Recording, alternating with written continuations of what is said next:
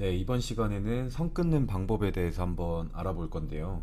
일단 첫 번째로 여기 보이시는 세력선 그리고 지표 A, B, C, D 뭐 이렇게까지 있거든요. 이 F는 선과 관련된 건 아니고요. 일단 A부터 D까지 그리고 세력선까지 다시 한번 알아보도록 하겠습니다. 일단 세력선부터 20위로 펼쳐주시고 가장 처음과 끝 부분을 잡아줄게요. 이렇게 여기가 가장 마지막 선. 그 다음에 이쪽 아래쪽에다가 옮겨주시고 1시간 전을 했으니까 이제 3시간으로 바꿔주시고요. 조금 더 아래쪽에다가 해주시고 네, 변동사항 없죠. 같고요. 네, 이렇게 됐을 경우에는 가장 좋았던 거는 이제 1시간에서 24시간까지가 이 안에 모여 있는 게 가장 좋은데, 이쪽 보시면은 이 안에서도 캔들이 가장 크게 박스를 만들면서 이 물량들이 굉장히 모여 있잖아요. 그러다 보니까 의미 있는 지점들이 많이 생겼을 것이고 이렇게 세력선이 또 분포가 된 거예요. 그러면 이 지점도 그냥 같이 두 개의 박스로 만들어 주도록 할게요.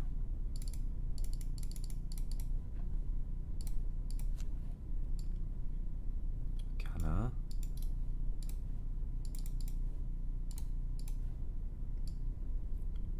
이렇게 둘.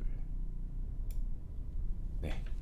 요럴 때도 많이 헷갈리실 수도 있어요. 이 선 하나하나가 어디에서 유의미하게 작용할지는 모르지만 가장 중요한 거는 이렇게 두꺼운 것들에 대한 박스가 좋기는 해요. 근데 여기 보시면은 선이 딱 하나만 존재를 하거든요. 근데 이 선을 따라서 쭉 보시면은 굉장히 의미 있게 이렇게 지지를 받고 저항을 받았던 자리가 되죠. 그러니까 의미가 있는 자리는 아무리 한 줄이라도 박스를 잡아주는 게 좋아요. 이 선을 마지막으로 여기에 잡게 되면 또 박스도 너무 폭이 너무 좁죠. 선과 선 사이가. 네. 일단은 이렇게 만들어 주시고 두 개의 박스로 형성이 됐어요. 다음으로 지표 A라고 하는 건데요. 지표 A는 히스토리선, 그러니까 방금 그은 이론 선들 있죠. 당일 세력선.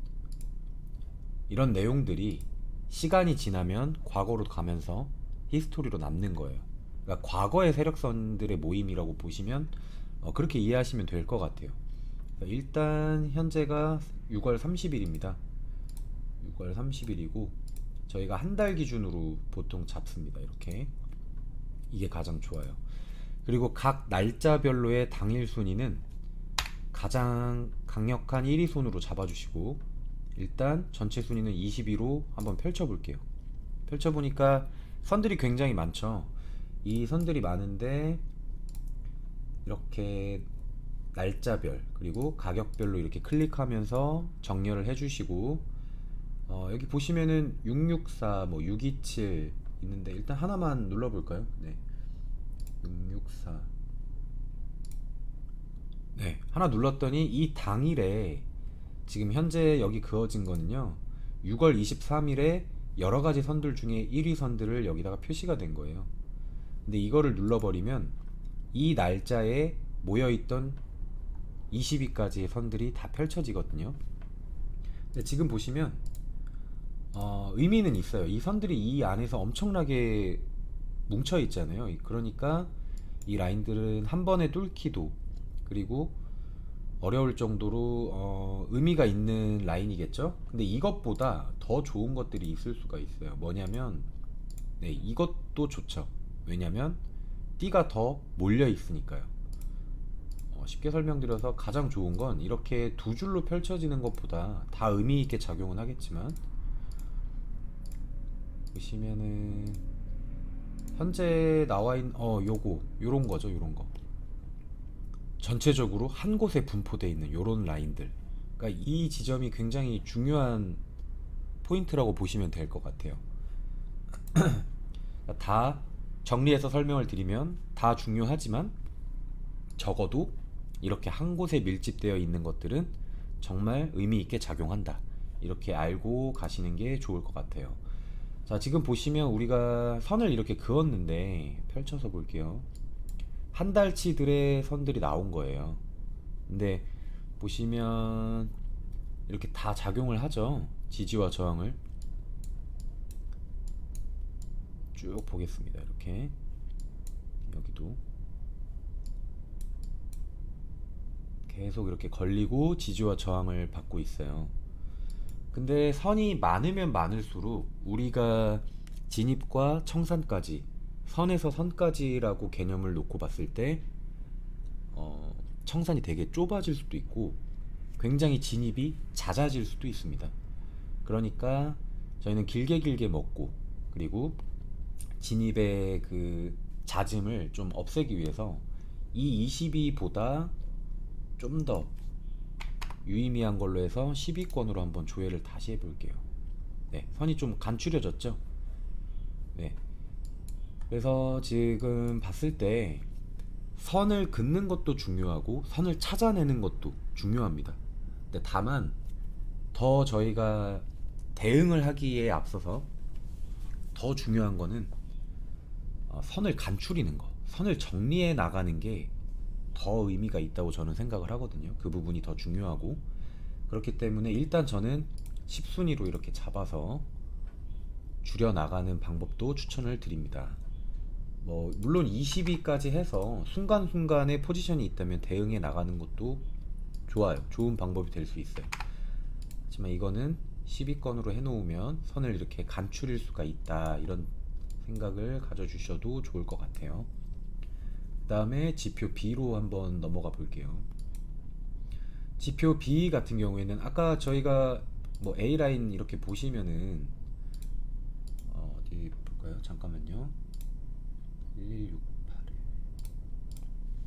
예, 이렇게 확장되었을 때 선들이 있잖아요.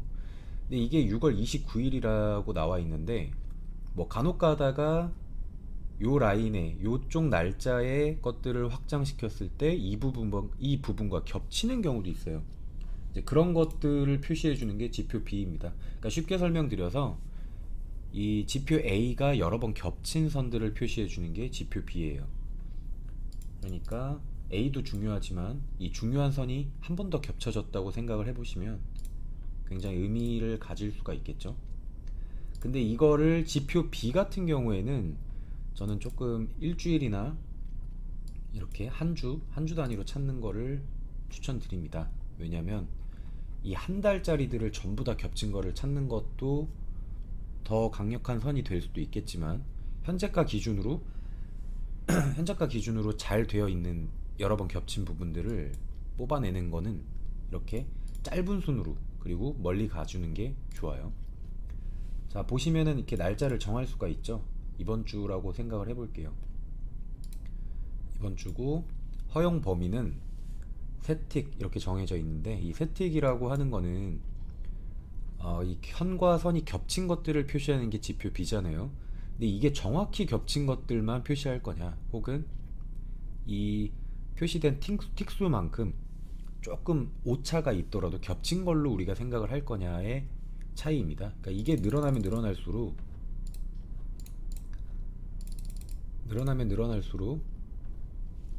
정확하게 겹치지 않아도 겹친 것처럼 이렇게 선을 그어주게 되는 거죠. 쉽게 설명드려서 0틱으로 하면 완전히 겹친 것들만 표시하게 돼요. 여기는 너무나도 어떤 날과 어떤 날이 너무나도 오차 없이 겹쳐 있다라고 표시가 되어 있는데, 보시면 정말 걸려 있죠, 모든 것들이. 네. 그래서 0순위로 이렇게 하시는 경우도 있고, 또 어느 정도 한 세 틱으로의 오차를 주고 이렇게 두 가지의 선을 찾아 나가는 것도 좋아요. 그 다음에 표시 순위는 20위라고 했는데 이 겹친 선들을 20위까지 표시하는 거예요. 근데 그러지 말고 이것도 10위로 만약에 놓게 되면 그 여러 가지 선들 중에 가장 많이 겹친 것만 10가지를 뽑겠죠. 여기 보시면 중복수가 나와 있습니다. 이렇게 가장 많이 겹친 것만 표시가 되니까 이 가격대를 체크해 주시면 될 것 같습니다. 이게 지표 B고요. 자, 다음으로 지표 C를 한번 볼 건데요. 자, 지표 C 같은 경우에도 제가 한번 한 달치로 한번 조회를 해 볼게요. 되게 많이 나오죠, 선이. 그러니까 이거 같은 경우에는 이 히스토리선 지표 A랑 그 다음에 우리가 옆에 보시면 이런 각종 봉들의 중심선이 겹칠 때 선이 그어지게 됩니다. 여기 보시면 왜 두꺼울 수밖에 없냐면 여기에 히스토리가 아까 분명히 많이 있었거든요. 근데 봉들이 되게 많이 밀집되어 있잖아요. 그러니까 히스토리와 봉 중심선들이 계속 겹친 라인들이 이 지점이 되는 거예요. 그러니까 당연히 많이 나올 수밖에 없고 그 가격대 또한 여기 상세하게 나와 있으니까 체크가 가능합니다. 이렇게 어떤 선을 뽑아야 될지 잘 모르겠다 싶을 때는 허용범위 0틱으로 놓으시고 정확하게 겹친 것만, 그 다음에 만약에 1위만 뽑게 되면 이렇게 또 간추려져요. 간추려졌다고 이걸 그냥 쓰시지 마시고 옆으로 이렇게 쭉 보세요. 정말 의미 있게 작용한 선들인지 보시고, 이 의미 있는 선 근처에 또 이렇게 박스가 있는지, 힘의 응축이 있는지, 그런 것도 유연한 사고로 봐주시는 게 좋습니다. 네, 이런 식으로 지표 C도 찾아보실 수 있고, 네, 다음으로 지표 D인데요. 지표 D 같은 경우에는 기준 무시, 비교 무시, 허용 범위 이렇게 나와 있어요. 그러니까 기준 무시는 뭐냐면요, 저희가 한 봉의 몸통을 정하는 거예요. 쉽게 설명드려서 100포인트니까 400틱 이상이 되는 봉의 중심을 이 로봇이 가상으로 긋게 됩니다. 뭐 이를테면은 이런 조그만한 봉의 중심을 의미를 부여한다기보다는 나는 이렇게 400틱 이상 되는 몸통의 봉 중심이 더 의미가 있다, 이렇게 판단을 해서 100포인트를 넣는 거고요. 비교 무시는 이제 그 가상의 선이 로봇이 놓았는데 지금 보시는 것처럼 허용 범위가 0이니까 이렇게 정확하게 딱 찍었을 때 비로소 녹색으로 선이 하나 그어지는 거예요. 근데 비교 무시는 이렇게 정확하게 찍힌 이 봉의 몸통의 크기를 정하는 거예요. 이렇게 정확하게 찍힌 것이 의미가 있는 거지, 이 찍힌 봉의 크기는 의미가 좀 없죠. 그래서 저는 0으로 놓은 겁니다. 그래서 만약에 허용 범위를 하나라도 더 올리게 되면 조금 덜 찍혀도 선이 생길 거기 때문에 이렇게 만들어지겠죠. 그래서 허용 범위를 뭐 0으로 놓을 건지 어느 정도의 오차를 둘 건지는 이렇게 생각을 하면서 선을 차다 나가고, 이 선들이 다시 의미 있는 것들로 작용하는지 체크해 주시면서 뽑아서 쓰면 될 것 같아요. 또한 A, B, C까지 선을 많이 추려놨을 때 D에서 너무 많은 선을 만들어 버리면 앞서 말씀드린 것처럼 대응하기가 좀 복잡해집니다. 선이 너무 많아지니까요. 그 부분도 생각해 주시면서 선을 뽑아서 좀 추려 주셨으면 좋겠습니다. 네, 이렇게 세력선부터 지표 D까지 선 긋는 방법에 대해서 한번 알아보았습니다. 네, 이상입니다.